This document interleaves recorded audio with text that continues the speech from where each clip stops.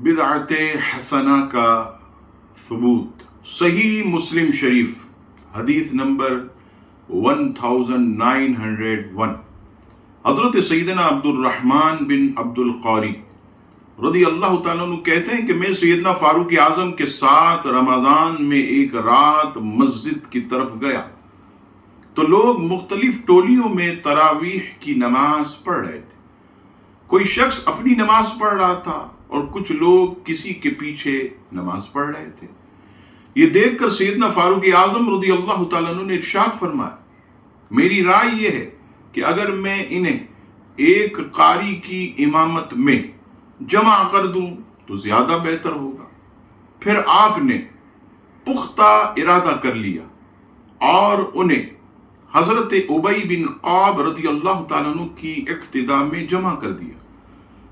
फिर दूसरी रात मैं आपके साथ गया। सब लोग अपने कारी की इमामत में नमाज अदा कर रहे थे तो हजरत फारूक आज़म रज़ी अल्लाह ताला अन्हु ने इरशाद फरमाया, निअमल बिदअतु हाज़िही, ये क्या ही अच्छी बिदअत है। इससे पता चला कि वाकई बिदअत की दो अक़साम हैं।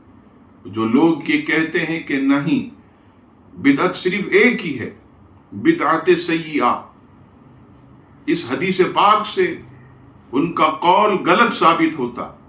अगर बिदअत की एक ही किस्म बिदअत सय्या और बिदअत हसना नहीं तो सैयदना फारूक आज़म ने ये क्यों फरमाया, निअमल बिदअतु हाज़िही, ये क्या ही अच्छी बिदअत है। इससे पता चला कि दीन में अगर कोई अच्छा तरीका निकाले तो ये अच्छी बिदअत है, बिदअत हसना है। और ये फारूक आज़म रज़ी अल्लाह ताला जो कि नबी पाक अलैहिस्सलाम के नाइब, जिनके बारे में हुज़ूर अलैहिस्सलाम ने फरमाया कि मेरे खुलाफाए राशिदीन की सुन्नत भी मेरी सुन्नत है, उनके अक़वाल ये मेरी पैरवी है।